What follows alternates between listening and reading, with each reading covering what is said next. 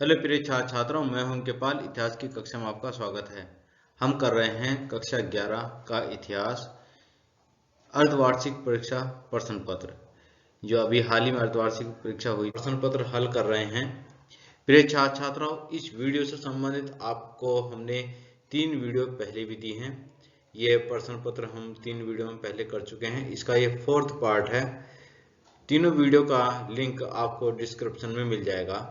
प्रिय छात्रों, वीडियो को प्रारंभ करने से पहले आप अपने साथ नोटबुक रख लीजिए और महत्वपूर्ण बिंदुओं को नोट करते हुए चलिए। साथ ही साथ वीडियो को आप स्क्रीनशॉट भी लेते हुए चलिए और वीडियो को अंत तक जरूर देखिए। सभी महत्वपूर्ण क्वेश्चन हैं। ये क्वेश्चंस आपको सिर्फ इसी परीक्षा में नहीं है, जबकि अगली परीक्षाओं में भी ये बहुत उपयोगी रहेंगे। आगामी जितने भी आपकी प्रतियोगी परीक्षाएं रहेंगी, उन प्रतियोगी परीक्षाओं में भी बहुत उपयोगी रहेंगे और इसमें आपको बहुविकल्पीय क्वेश्चन से संबंधित आंसर भी उपलब्ध हो जाएंगे। वीडियो को ध्यानपूर्वक देखते हुए चलिए, चलते हैं आगे। हमारा आज का पहला क्वेश्चन है, यूरोप में 14वीं सदी के संकट से क्या आशय है, इसके मुख्य कारकों की व्याख्या कीजिए। तो यूरोप में 14वीं सदी में जो संकट आया था उसके मुख्य कारकों के बारे में यहाँ पर वर्णन किया जाएगा। तो हम देखते हैं, अब इस पर व्याख्या करते हैं। 14वीं सदी की मुख्य जो बात करते हैं हम, 14वीं सदी की शुरुआत तक यूरोप का आर्थिक विस्तार धीमा पड़ गया था। 14वीं सदी तक यूरोप का आर्थिक विकास धीमा पड़ गया था। उसके 3 कारक महत्वपूर्ण यहाँ पर माने जाते हैं। ये 3 कारक हैं, जैसे कि पहले हम बात करते हैं कि 14वीं सदी में आकर के यहाँ पर जलवायु परिवर्तन हो गई थी। आप नोट कर लीजिए, इनको नोट करते हुए चलिए, क्योंकि हमने इसमें हेडिंग्स नहीं बनाई हैं। तो पहला आपका आएगा, जैसे कि जलवायु परिवर्तन के कारण यूरोप की स्थिति खराब होगी।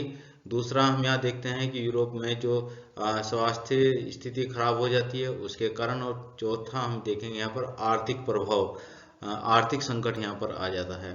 ये तीन महत्वपूर्ण यहाँ पर जो कारक हैं जिसके वजह से यूरोप में बहुत बड़ा संकट उत्पन्न होता है 14वीं शताब्दी में।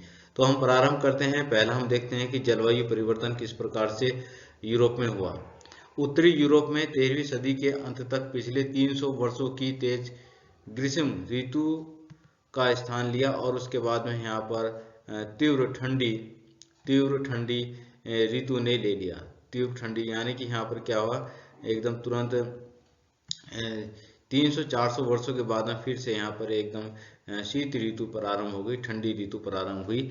और ठंडी ऋतु प्रारंभ होने के कारण चारों ओर बर्फ फैल गई। जो बड़े बड़े जंगल थे, जो घास के मैदान थे, वो सब खत्म हो चुके थे। अब यहाँ पर पैदावार वाले मौसम छोटे हो गए थे, यानी कि फसल की पैदावार से संबंधित जो जिन मौसम में फसल की पैदावार होती थी वो मौसम भी अब यहाँ पर छोटे हो गए थे। और ऊंची भूमि वाले क्षेत्रों में फसल उगाना बहुत कठिन हो चुका था, क्योंकि वहाँ पर बर्फ जमी हुई रहती थी। तो इस प्रकार से फसल उत्पादित करने के लिए, फसल के लिए जितना क्षेत्र चाहिए था उतना क्षेत्र अब यूरोप के पास नहीं रहा। मुख्य रूप से बात ये है, क्योंकि जलवायु परिवर्तन तेजी के साथ हुआ और जलवायु परिवर्तन के और भी अनेक कारण यहाँ पर प्रभाव पड़े। जैसे कि यहाँ पर इस समय बहुत सारे तूफान आए और सागरीय बाढ़ आए। सागरीय मतलब समुद्रों के अंदर बाढ़ आने के कारण जो समुद्र तटीय क्षेत्र थे वो पूरी तरह से समाप्त हो गए, खत्म हो गए। वहां पर फसल उगाना या वहां पर रहना इतना आसान नहीं रहा था। तो तूफानों और सागरीय बाढ़ों ने अनेक फार्म प्रतिष्ठानों को नष्ट कर दिया था। जो फार्म प्रतिष्ठान है, यानी कि जो बड़े बड़े फार्म थे जहाँ पर खेती की जाती थी, वो सब नष्ट हो चुके थे। जिसके परिणाम स्वरूप सरकार को करों द्वारा कम आमदनी हुई। यानी कि जो सरकार को जो आमदनी होती थी वह आमदनी अब उतनी नहीं हो पाई। कर भी उतना इकट्ठा नहीं कर पाए, क्योंकि ऊपर से पहले से जो वहाँ पर फसलें इतनी नहीं हो पा रही थी कि किसान या जो वहाँ पर सरकार को जो राजस्व मिलना चाहिए था वो राजस्व नहीं मिल पाया, और ये भी उसके ऊपर एक संकट पैदा हुआ। जलवायु परिवर्तन के और भी प्रभाव पड़ते हैं। हम देखते हैं कि 13वीं सदी के पूर्व की अनुकूल जलवायु द्वारा, जो 13वीं सदी की जो अनुकूल जलवायु थी, उस जलवायु में यहाँ पर 13वीं सदी के पूर्व की अनुकूल जलवायु द्वारा प्रदान किए गए अवसरों के कारण अनेक जंगल और चारागाह भूमि क्षेत्र में बदल गए थे। यानी कि यहाँ पर बड़े बड़े जंगल हो चुके थे, जंगलों का क्षेत्र बढ़ चुका था और चारागाह क्षेत्र भी बढ़ चुका था। परंतु गहन जुताई ने फसलों की तीन क्षेत्रीय फसल चक्र के प्रचलन के बावजूद भूमि को कमजोर बना दिया। उचित भूमि संरक्षण के अभाव से ऐसा हुआ। कहने का अभिप्राय यहाँ पर यह है कि 13वीं सदी में जिस समय यहाँ पर अनुकूल जलवायु थी, तो यहाँ पर पूरे भरपूर अवसर थे कृषि क्षेत्र को बढ़ाने के, कृषि कार्य करने के भरपूर यहाँ पर अवसर थे। और यहाँ पर बड़े बड़े जंगलों का क्षेत्र उत्पन्न हो चुका था। यहाँ पर बड़े बड़े चारागाह क्षेत्र बन चुके थे, जिससे कि पशुओं को भी भरपूर मात्रा में चराने के लिए घास वगैरह आराम से उपलब्ध हो जाती थी। तो बड़े बड़े क्षेत्रों में यहाँ पर पशु चरते थे। साथ ही साथ फसलों का उत्पादन करने के लिए भी तकनीकों का उपयोग किया जाता था। तो हम देखते हैं यहाँ पर जुताई फसलों के लिए तीन फसल चक्र को अपनाया जाता था, यानी कि एक साल में 3 तरह के क्षेत्रीय फसल चक्र का उत्पादन किया जाता था। एक खेत को 3 भागों में विभक्त किया जाता था और उसमें बारी बारी से चक्रवार फसल का उत्पादन किया जाता था। तो इस फसल का उत्पादन तो किया जा रहा है, लेकिन साथ ही साथ भूमि का संरक्षण करने का कोई भी उपाय यहाँ पर नहीं किया गया। तो इस वजह से धीरे धीरे भूमि की जो उर्वरता क्षमता थी वो धीरे धीरे खत्म होती चली गई, उसका क्षरण होता चला गया और उसकी जो फसल पैदा करने की जो क्षमता थी वह कम होती हुई चली गई। इस प्रकार से ये भी यहाँ पर एक संकट पैदा हुआ, चारागाहों की कमी होने की। अब 14वीं सदी में क्या हुआ, 14वीं सदी में आकर के अब चारागाह, जो बड़े बड़े चारागाह क्षेत्र बन चुके थे 13वीं सदी के आसपास, 10वीं से 13वीं सदी के बीच में, उन चारागाहों की कमी यहाँ पर हो चुकी थी, क्योंकि अधिकांश जो क्षेत्र था वह बर्फीले क्षेत्रों में परिवर्तित हो चुका था और चारागाहों की कमी के कारण अब पशुओं की संख्या भी यहाँ पर कम होती चली गई। तो इस प्रकार से जलवायु परिवर्तन हुआ और इस जलवायु परिवर्तन से यूरोप में एक बहुत बड़ा संकट पैदा हुआ, जिससे कि जनसंख्या तो तेजी से बढ़ी, लेकिन अन्न उत्पादन करने के लिए जितने क्षेत्र की आवश्यकता थी उतना क्षेत्र यूरोप के पास नहीं था और इसलिए यहाँ पर एक ऐसी स्थिति पैदा हो चुकी कि अकाल की स्थिति पैदा हो चुकी थी। जनसंख्या वृद्धि तेजी से हुई। इस युग में जनसंख्या वृद्धि तेजी से हुई और उपलब्ध संसाधन कम पड़ गए, जिसके तत्कालिक प्रभाव ये हुआ कि वहां पर अकाल की जैसी स्थिति उत्पन्न हो गई। 1315 से 1317 के बीच यूरोप में भयंकर अकाल पड़े और इस दौरान क्या हुआ, यहाँ पर 2 साल तक भयंकर अकाल पड़े। इसके पश्चात 1320 के दशक में अनगिनत पशुओं की मौत हुई। तो इस दौरान बहुत सारे पशुओं की मौत हो चुकी थी और पशुओं की मौत होने से एक तरह से हम ये कहेंगे कि जो कृषि क्षेत्र के लिए संसाधन थे उन संसाधनों की यहाँ पर कमी पड़ती हुई दिखाई दे रही थी। इसके साथ साथ आगे हम चलते हैं। अब आता है आर्थिक संकट की बात करते हैं। तो आर्थिक संकट में मुख्य रूप से इसके साथ साथ यहाँ पर ऑस्ट्रिया और सर्बिया की चांदी की खानों के उत्पादन में कमी के कारण धातु मुद्रा में भारी कमी आई, जिसके कारण व्यापार प्रभावित हुआ और सरकार को मुद्रा में चांदी की शुद्धता को घटाना पड़ा, यानी कि मुद्रा में चांदी की शुद्धता को घटाना पड़ा और इसमें सस्ती धातुओं का मिश्रण करना पड़ा। यानी कि यहाँ पर कहने का अभिप्राय यह है कि यूरोप के पास में जो यूरोप के पास में चांदी का स्रोत था अब वह खत्म हो चुके थे और यहाँ पर अब चांदी की मुद्रा के स्थान पर मिश्रित यानी कि अन्य धातुओं को मिला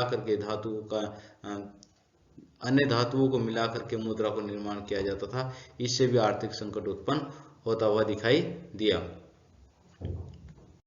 हम देखते हैं कि 12वीं और 13वीं सदी में दूसरे देशों के साथ व्यापार बढ़ने। अब आता है यहाँ पर स्वास्थ्य संबंधी यहाँ पर संकट दिखाई देता है। 12वीं और 13वीं सदी में दूसरे देशों के साथ व्यापार बढ़ने के कारण यूरोप में अन्य देशों से जलपोत आए और जिन पर चूहे आए तो अपने साथ प्लेग जैसी महामारी का संक्रमण भी लाए। तो हम देखते हैं कि जब 12वीं और 13वीं सदी में दूसरे देशों के साथ व्यापार बढ़ने के कारण यूरोप में अन्य देशों से जलपोत पर आए जिन पर चूहे आए तो अपने साथ ब्यूबोनिक प्लेग जैसी महामारी संक्रमण लाए और 1347 से 1345 के मध्य महामारी पूरे यूरोप में प्रभावित हुई। यानी कि 1347 से 1350 के मध्य जो महामारी थी वह पूरे यूरोप में फैल गई और इस तरह से बड़ी स्थिति वहां पर हो चुकी थी। यूरोप की करीब 20% जनसंख्या, और यूरोप में लगभग 20% जनसंख्या थी जो वो इस महामारी से कालकलवित हो गई थी। जबकि कुछ स्थान तो ऐसे भी थे जहां पर लगभग 40% जो जनसंख्या थी वो खत्म हो चुकी थी, समाप्त हो चुकी थी। और इस प्रकार से हम देखते हैं कि बहुत ही प्रभाव इसका पड़ा। और बंद समुदाय, जैसे जहाँ पर कहीं मठ थे या आश्रम थे, ऐसे स्थानों पर तो प्लेग की बीमारी बहुत तेजी से फैली और कोई भी व्यक्ति इस बीमारी से अछूता नहीं रहा। सभी लोग इससे प्रभावित हुए, बहुत ज़्यादा लोगों की यहाँ पर मृत्यु हुई। और जो प्लेग था, प्लेग जो बीमारी थी वह बच्चों को प्रभावित करती थी। जो छोटे बच्चे होते थे, शिशु होते थे, उनको प्लेग की बीमारी प्रभावित करती थी। इसमें युवा बुजुर्गों को सबसे अधिक प्रभावित किया। शिशुओं, युवाओं और बुजुर्गों को सबसे अधिक प्लेग की बीमारी ने प्रभावित किया। और इस प्लेग के बाद हम यहाँ पर देखते हैं कि यहाँ की जो जनसंख्या थी वह लगभग 730 लाख से घटकर 450 लाख रह गई, यूरोप की जनसंख्या। इस प्लेग की बीमारी में इतने ज़्यादा लोगों की मृत्यु हुई, यानी कि जो जनसंख्या पहले 730 थी वो घट करके 450 लाख ही रह गई। आगे देखते हैं कि इस जनसंख्या घटने के कारण अनेक प्रभाव पड़े, और इसमें एक विनाश लीला के साथ आर्थिक मंदी के जुड़ने से व्यापक सामाजिक विस्थापन हुआ। व्यापक सामाजिक विस्थापन हुआ। व्यापक सामाजिक विस्थापन कैसे कि यानी कि रोजगार खत्म हो चुके, महंगाई बढ़ चुकी, और जो मांग थी, वस्तुओं की जो मांग थी वह उसमें भी कमी आई, और इसका अनेक प्रभाव पड़े। जनसंख्या कम होने के कारण उत्पादों की मूल्य में कमी आई, क्योंकि जनसंख्या कम थी, खरीदार उतने नहीं थे, और उत्पादों के मूल्य में अब यहाँ पर कमी आ चुकी थी। साथ ही साथ जब यहाँ पर लोग नहीं थे तो कार्य करने के लिए लोगों की कमी रही, और मजदूरों की कमी के कारण मजदूरी की दरों में भी 250% तक की यहाँ पर वृद्धि दिखाई देगी। तो इस प्रकार से यहाँ पर देखते हैं कि हम इसका जो यूरोप में जो आर्थिक संकट था, यहाँ पर हम देखते हैं कि जलवायु परिवर्तन के कारण, और यहाँ पर व्यापारिक स्थिति, जलवायु परिवर्तन के कारण, स्वास्थ्य संबंधी स्थिति खराब होने के कारण, और आर्थिक स्थिति खराब होने के कारण यहाँ पर यूरोप में 14वीं सदी में बहुत बड़ा संकट पैदा हुआ। प्रिय छात्रों, इस क्वेश्चन में ही तक ही था। आगे देखते हैं, अब हम अगला दूसरा क्वेश्चन देखते हैं। अगला क्वेश्चन है हमारा, आदिकालीन मानव के संप्रेषण एवं संचार के माध्यमों पर चर्चा कीजिए। यानी कि कहने का मतलब ये है कि जो आदिकालीन मानव था किस प्रकार से अपनी भाषा को, अपने संदेश को दूसरे लोगों तक पहुंचाता था, वो कौन कौन से साधनों का उपयोग करता था, किस प्रकार से, कैसी भाषा का उपयोग करता था, इसके बारे में हम यहाँ पर चर्चा करेंगे। तो हम देखते हैं कि जीवित प्राणियों में सबसे प्रमुख प्राणी मनुष्य है, और ये एक ऐसा प्राणी है जिसके पास में अपनी भाषा होती है। भाषा के विकास में इसने यहाँ पर निरंतर ये विकास करता हुआ आया है। तो हम देखते हैं कि प्रारंभिक आदि मानव के समय की बात पर अगर हम चर्चा करते हैं तो होमिनिड भाषा, जो होमिनिड मानव प्राणी की प्रजाति है, होमिनिड आदि मानव की प्रजाति है, भाषा के अनविक्षेप हाव भाव और हाथों को हिलाने की जो क्षमता थी वो होमिनिड्स के अंदर यहाँ पर दिखाई देती है। यानी कि जो अपने संदेशों का संचार करता था वो अपने हाव भाव और अपने हाथों को हिला करके करता था। फिर उसके बाद हम देखते हैं कि उच्चरित भाषा, यानी कि शब्दों को उच्चारण करके, जैसे कि हम अभी बोल रहे हैं इस तरह से लाउड भाषा में, उसमें ऊंची आवाज में जो भाषा का उच्चारित करने से पहले मनुष्य ने गुनगुनाने और गाने जैसी मौखिक शाब्दिक संचार प्रक्रिया प्रारंभ की थी। सबसे पहले मनुष्य ने आवाज के रूप में गुनगुनाना प्रारंभ किया होगा, ऐसा अनुमान लगाया जाता है कि सबसे पहले मनुष्य ने गुनगुनाने या गाने जैसी मौखिक संचार प्रणाली यहाँ पर उपयोग की गई होगी, यानी कि शाब्दिक संचार का प्रयोग किया गया होगा गुनगुनाने के रूप में। फिर उसके बाद हम देखते हैं कि कुछ विद्वानों का अनुमान है कि मनुष्य की वाणी का प्रारंभ संभवतः आह्वान और बुलावे की क्रिया से हुआ होगा। यानी कि मनुष्य ने सबसे पहले क्या किया होगा, आह्वान और बुलावे की क्रिया से ये शब्दों का संचार प्रारंभ हुआ। मनुष्य की जो भाषा का विकास हुआ वो आह्वान और बुलाने की क्रिया से हुआ, कि सबसे पहले जैसे किसी मनुष्य को, किसी व्यक्ति को एक दूसरे व्यक्ति को बुलाने की क्रिया से यहाँ पर ये आह्वान जब किया होगा तो वहां से वाणी का विकास प्रारंभ हुआ, बोलने की क्रिया प्रारंभ हुई।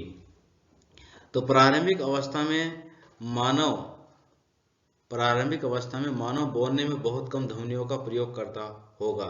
शुरुआत में ऐसे नहीं कि इतनी तेजी से नहीं बोल पाता होगा या एक फ्लो में बात नहीं कर पाता होगा, धारा प्रवाह में बात नहीं कर पाता होगा। मनुष्य रुक रुक कर बात करता होगा और धीमी आवाज में बात करता होगा। धीरे धीरे ध्वनियां ही आगे बढ़कर भाषा के रूप में विकसित हुई और जो धीमी भाषा में, जो धीमी आवाज में उसने जो शब्दों का, जो वर्ण का उच्चारण जो उसने प्रारंभ किया, उसने ही बाद में मिलकर एक भाषा का रूप ले लिया, विकसित हुई। ऐसा माना जाता है कि होमो हेबिलस, ये भी आदि मानव की एक प्राचीन प्रजाति है। होमो हेबिलस के मस्तिष्क में कुछ ऐसी विशेषताएं थी जिसके कारण उसके लिए बोलना संभव हुआ होगा और इस प्रकार संभवतः भाषा का विकास सबसे पहले 20 लाख वर्ष पूर्व हुआ होगा। यह माना जाता है कि जो भाषा है, जो भाषा का विकास हुआ है, वो लगभग 20 लाख वर्ष पूर्व हुआ होगा। जो होमो हेबिलस जो मनुष्य था, उसके मस्तिष्क में इस प्रकार की विशेषताएं पाई गई हैं, इस प्रकार की विशेषताएं देखी गई हैं जिससे कि उसके लिए बोलना संभव था और उसका समय लगभग 20 लाख वर्ष पूर्व है। तो ऐसा माना गया है कि विद्वानों के द्वारा ऐसा माना गया है कि 20 लाख वर्ष पूर्व यह भाषा बोलनी प्रारंभ की गई होगी मनुष्य के द्वारा, यानी कि बोलने की प्रक्रिया प्रारंभ की गई होगी। ऐसा स्वर तंत्र का विकास, स्वर तंत्र मतलब जो बोलने में जो अंग उपयोगी हैं, मतलब जो सहायक हैं, उनका विकास भी लगभग ऐसा माना गया है कि 2 लाख वर्ष पूर्व हुआ होगा। स्वर तंत्र का विकास लगभग 2 लाख वर्ष पूर्व होगा। इसका संबंध खास तौर पर आधुनिक मानव से है, होमो सेपियंस से है। जब आधुनिक मानव आया तो स्वर तंत्र का अच्छी तरह से विकास हो पाया। तीसरा सुझाव ये आता है कि यहाँ पर देखते हैं कि जो भाषा कला के साथ साथ लगभग 40,000 से 35,000 साल पहले विकसित हुई होगी। जो भाषा कला है वो 40,000 से 35,000 वर्ष पूर्व यहाँ पर विकसित हुई होगी। उसके साथ ही उच्चरित भाषा का विकास कला के साथ घनिष्ठ रूप से संबंध हुआ माना जाता है, यानी कि भाषा का और कला का आपस में घनिष्ठ संबंध है। भाषा का, और खास बात है, भाषा का और कला का आपस में घनिष्ठ संबंध है। मनुष्य ने अपनी कला के माध्यम से चीजों को समझाने की कोशिश की होगी और उन चित्रों से ही, उन चिन्हों से ही एक नई भाषा का विकास हुआ और संप्रेषण की क्रिया वहां पर प्रारंभ हुई। ये दोनों ही चीजें जो है, भाषा का विकास और जो कला है, भाषा और कला दोनों ही संप्रेषण के माध्यम माने जाते हैं, संप्रेषण के मुख्य माध्यम माने जाते हैं। हम देखते हैं कि फ्रांस में स्थित लेस्कॉक्स, फ्रांस में स्थित लेस्कॉक्स की गुफाओं में और स्पेन में स्थित अल्टमीरा की गुफा में जानवरों की सैकड़ों चित्रकारी पाई गई हैं। यहाँ पर गुफाओं का वर्णन किया गया है। यह गुफाएं आपसे पूछी जाती है, ऑब्जेक्टिव क्वेश्चन में पूछी जाती है कि जो लेस्कॉक्स की गुफा कहाँ पर है। तो लेस्कॉक्स की गुफा फ्रांस में स्थित है और अल्टमीरा की गुफा कहाँ पर है, तो अल्टमीरा की गुफा स्पेन में स्थित है। दोनों गुफाओं की विशेषताओं के बारे में बात करते हैं यहाँ पर। तो यहाँ पर बताया गया है कि यहाँ पर कुछ सैकड़ों चित्रकारियाँ मिली हैं, इन गुफाओं में सैकड़ों चित्रकारियाँ मिली हैं और उन चित्रकारियों का जो समय माना गया है लगभग 30,000 साल से 12,000 साल के बीच का समय इनका माना गया है, जो चित्रकारी यहाँ पर की गई हैं। और इन चित्रकारियों में अनेक जानवरों को बनाया गया। इसमें हम देखते हैं कि कुछ यहाँ पर हिरण, घोड़े, हिरण, मेमथ इत्यादि विशालकाय जानवरों के बारे में यहाँ पर चित्रकार बनाए गए हैं। गैंडे बनाए गए हैं, शेरों के चित्र मिलते हैं, भालुओं के चित्र मिलते हैं, तेंदुए के चित्र मिलते हैं, लगड़बग्गे चित्र मिलते हैं, उल्लुओं के चित्र मिलते हैं। तो इस प्रकार से यहाँ पर अनेक चित्र मिलते हैं। एक बार फिर देखते हैं इन गुफाओं में किस प्रकार के जानवरों के चित्र मिलते थे। इस प्रकार की जो गुफाएं हैं, जैसे कि अल्टमीरा और लेस्कॉक्स की जो गुफाएं हैं, उसमें घोड़ों के चित्र मिले हैं, हिरण के चित्र मिले हैं, मेमथ के चित्र, मेमथ जो होते हैं विशाल के जो जानवर होते हैं उनको मेमथ बोलते हैं, मेमथों के चित्र मिले हैं, गेंडों के चित्र मिले हैं, शेरों के चित्र मिले हैं, भालुओं के चित्र मिले हैं, तेंदुओं के चित्र मिले हैं, लकड़बग्घों के चित्र मिले हैं और उल्लुओं के चित्र भी यहाँ पर मिलते हैं। तो इस प्रकार से यहाँ पर इन गुफाओं में अनेक चित्र प्राप्त हुए हैं। हम देखते हैं कि अब अनुमान लगाया विद्वानों के द्वारा कि जो चित्र मिले, इनका चित्रों को बनाने का उद्देश्य क्या रहा होगा, यानी कि संचार क्रिया में ही इनका उपयोग किया जाता होगा। एक पीढ़ी से दूसरी पीढ़ी तक चित्रों के माध्यम से कुछ सूचनाएं पहुंचाई जाती रही होंगी, या हमें इन चित्रों के माध्यम से क्या जानकारी प्राप्त होती है। तो ऐसा कुछ अनुमान लगाया जाता है यहाँ पर। तो इन जानवरों के चित्र इसलिए बनाए गए होंगे क्योंकि शिकार का महत्व था। सबसे बड़ी बात क्या है कि जो आदि मानव के जीवन में सबसे बड़ा महत्व किसका था? शिकार का महत्व था। कि रोजमर्रा के जीवन में जो उसको भोजन प्राप्त करने में जो दिक्कतें पैदा होती थी, सबसे महत्वपूर्ण जरूरी क्या था उसके लिए? शिकार था। तो शायद इसीलिए उसने यहाँ पर जो गुफाओं में जानवरों के चित्र बनाए होंगे शिकार के लिए। फिर माना गया जानवरों की चित्रकारियां धार्मिक क्रियाओं, रस्मों और जादू टोनों से जुड़ी होती होंगी। शायद जो चित्र बनाए गए हैं, ये जानवरों के जो चित्र बनाए हैं आदि मानव ने, तो शायद इसलिए बनाए कि कहीं ऐसा हो सकता है कि धार्मिक क्रियाकलाप या कुछ रस्म, जादू टोना जैसी क्रियाओं को यहाँ पर ये करते होंगे, इसलिए यहाँ पर चित्र बनाए गए हैं। और शायद चित्रकारी इसलिए की जाती थी कि ऐसी रस्म अदा करने से शिकार करने में सफलता मिलती होगी। यानी कि शायद जो चित्र बनाए हैं, क्योंकि कुछ चित्र इस प्रकार के दिखाए गए हैं जिसमें बहुत सारे पशुओं के पीछे एक मनुष्य है और शिकार करते हुए दिखाया गया है। तो ऐसी जो चित्र हैं, ये चित्र को से शायद ऐसा पता चलता है कि शायद वो इस प्रकार की रस्म अदा करते होंगे और जिससे उनको शिकार करने में सफलता मिले, ऐसा उन आदि मानव का मानना होगा। दूसरा स्पष्टीकरण फिर यहाँ पर हम देखते हैं और क्या कारण रहा होगा। यह भी माना जा गया है कि शायद ये गुफाएं संगम स्थल थी। संगम स्थल अलग अलग जगहों से यहाँ पर आदि मानव आते होंगे, रुकते होंगे और मिलते होंगे, और जहाँ लोगों के छोटे छोटे समूह मिलते थे, यह इकट्ठा होकर सामूहिक क्रियाकलाप संपन्न करते होंगे। यानी कि यहाँ पर जो ये लोग इकट्ठे होते थे तो वहाँ पर कुछ सामूहिक क्रियाकलापों को संपन्न करते होंगे, सामूहिक क्रियाकलाप यहाँ पर करते होंगे, जैसे कि कुछ योजनाएं बनाना, शिकार संबंधी योजनाएं बनाना, अन्य जो कार्य यहाँ पर किए जाते होंगे। और उसी समय यहाँ पर जो गुफाएं थी, उन गुफाओं के ऊपर चित्र भी बनाए जाते होंगे, योजनाओं से संबंधित, सूचनाओं को समझाने से संबंधित इन चित्रों को बनाया जाता होगा। हो सकता है कि उस समय बोला ना जाता हो, ऊंची आवाज में नहीं बोल सकते, तो चित्रों के माध्यम से चीजों को समझाया जाता होगा। और यहाँ पर अलग अलग जगह से बहुत सारे लोग इकट्ठा होते होंगे इन गुफाओं में। और हो सकता है कि ये समूह यहाँ मिलकर शिकार की योजना बनाते हों, और जिस तरह से हम अभी बता रहे थे कि क्या हो सकता है कि ये शिकार की योजना बनाते हों वहां पर गुफाओं के अंदर, और शिकार के तरीकों तकनीकों पर एक दूसरे से यहाँ पर चर्चा करते होंगे। संगम यहाँ पर होता होगा ना, जिस समय मतलब मिलते होंगे, सभी लोग मिलते होंगे, तो शिकार करने की तरीकों पर चर्चा करते होंगे। ये चित्रकारियां आगे आने वाली पीढ़ियों को इन तकनीकों की जानकारी देने के लिए भी उकेरी गई होंगी। जो इस चित्रकारी बनाई गई है, इस चित्रकारी का उद्देश्य ये रहा होगा कि जो हमारे आने वाली जो पीढ़ी है उसको भी शिकार करने के तरीकों के बारे में जानकारी दी जाए। क्योंकि चित्रकारी के इस प्रकार की चित्रकारी की गई है गुफाओं के अंदर, जिसमें कुछ जगहों पर शिकार करते हुए भी दिखाया गया है, और इससे यह अनुमान लगाया गया है कि हो सकता है कि इन्होंने अगली पीढ़ी को बताने के लिए किस प्रकार से शिकार किए जाने चाहिए, उसकी सूचना पहुंचाने के लिए इन चित्रों को बनाया होगा।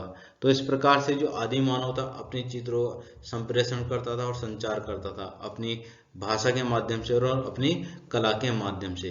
तो प्रिय छात्रों, इस क्वेश्चन ये मोस्ट इंपोर्टेंट है, इसमें अनेक जानकारी आपको मिलती हैं और आप इसका स्क्रीनशॉट भी ले लीजिए। अब आगे चलते हैं। नेक्स्ट अगला क्वेश्चन हमारा है मंगोल और बुद्धी समाज की यायावरी विशेषताओं को ध्यान में रखते हुए यह बताइए कि आपके विचार से किस तरह उनके ऐतिहासिक अनुभव एक दूसरे से भिन्न थे। तो हम यहाँ पर देखते हैं, हम सबसे पहले यहाँ पर मंगोल को लेते हैं। तो मंगोल थे जो वो आपको मध्य एशिया के क्षेत्र में आपको मिलेंगे। मंगोल जो थे वो एक विविध जन समुदाय का एक निकाय था, कोई एक समुदाय नहीं था। यहाँ पर जो मंगोल थे विविध विविध माने बहुत सारे विविध जन समुदायों का एक निकाय को मिलकर मंगोल कहा गया। इस समुदाय में जो जन समुदाय था, एक निकाय था, जो इस निकाय में कौन कौन से लोग थे? कबीले थे, तातार कबीले के लोग आते थे, खितान कबीले के लोग आते थे, मंचू कबीले के लोग आते थे, इन सभी लोगों और तुर्की कबीले के लोग भी आते थे। इन सभी लोगों के बीच में जो समानता की बात करते हैं, किस आधार पर ये एक हुए? ये भाषागत आधार पर एक हुए। मंगोलों की बात करते हैं, ये भाषा के आधार पर एक हुए। और मंगोलों का जो मुख्य जैसे जो क्या करते थे, कुछ मंगोल पशुपालन करते थे, कुछ मंगोल जो थे वो शिकार का कार्य करते थे। इस प्रकार से जो पशुपालक होते थे वो घोड़ों और भेड़ों को पालते थे। ठीक है, पशुपालक घोड़ों और भेड़ों और कुछ अन्य हद तक अन्य पशुओं जैसे बकरी और ऊँटों को भी पालते थे। उनका यायावीकरण मध्य एशिया की चारण भूमि में प्रारंभ हुआ। चारण मतलब जहाँ पर पशुओं को चराया जाता था, उस भूमि से उनका यायावीकरण प्रारंभ हुआ, जो जो आज के आधुनिक मंगोलिया राज्य का भूभाग माना जाता है, जो आज के मंगोलिया भूभाग को माना जाता है। तो इस प्रकार से हम यहाँ पर देखते हैं कि मंगोल जो सिर्फ एक ही जनजातीय समुदाय नहीं है, वो अनेक जनजातीय समुदायों का एक निकाय है, एक संगठन है। ठीक है जी। और ये संगठन का बनाने का जो कार्य किया वो चंगेज खान के द्वारा किया गया। सभी मंगोल जाति के जो उस समय की मध्य एशिया की जो जातीय जो कबीले थे जिनको उसने विजित किया था, उन सबको जीत कर एक विशाल साम्राज्य का निर्माण किया। तो यहाँ पर राजनीतिक विशेषता की यही है कि यहाँ पर इन्होंने अपने आप को व्यवस्थित रूप से संगठित किया, संगठन के आधार पर, सैनिक आधार पर और राजनीति के आधार पर इन्होंने अपने आप को संगठित किया। अब बात करते हैं बद्दुओं की। बद्दुइन जनजाति जो बद्दुइन है, ये अरबी खानाबदोश कबीले हैं। बद्दुइन जाति के लोग जो हैं वो अरब में रहते हैं, खानाबदोश कबीले हैं जो एक जगह से दूसरी जगह पर घूमते फिरते रहते हैं, अपने खाने की तलाश में, खजूर की तलाश में और ऊँटों के लिए चारे की तलाश में रेगिस्तान में के क्षेत्रों में घूमते फिरते रहते हैं और हरे भरे क्षेत्रों की तलाश में एक जगह से दूसरी जगह चलते फिरते रहते थे। कुछ शहरों में इन बद्दुओं में से, जो बद्दुई जनजाति के लोग हैं, इनमें से कुछ लोग तो शहरों में बस गए और कुछ ने अपना व्यापार और खेती का काम ये करने लगे। अधिकांश बद्दुओं ने अपना धर्म बदलकर इस्लाम को अपना लिया था। तो इस प्रकार से बद्दुओं के बारे में बताया गया। और बद्दुइन जाति के जो लोग थे वो पैगंबर मोहम्मद की दिशा निर्देश में इन्होंने इस्लाम धर्म को स्वीकार किया और फिर इस्लामिक राज्यों की राजनीतिक विचारधाराओं में ही इन्होंने अपने आप को मिला लिया और इस प्रकार से उन्होंने वहां पर अपना प्रतिभाग दिया। तो कुछ व्यापारी बन गए, कुछ यहाँ पर शहरों में बस गए और कुछ लोग जो है वो खेती करने लगे और इनका मुख्य धर्म जो है इस्लाम को इन्होंने अपना लिया। तो प्रिय छात्रों, आज के लिए इतना ही और इस प्रकार से आप हमारे साथ जुड़े रहिए। साथ ही साथ वीडियो में जितनी भी स्क्रीन्स आती हैं आप स्क्रीनशॉट्स लेते रहिए, उनकी आप नोट्स तैयार करते हुए चलिए। और यदि अभी तक आपने हमारे चैनल को सब्सक्राइब नहीं किया तो चैनल को सब्सक्राइब कर लीजिए। आज के लिए इतना ही, धन्यवाद।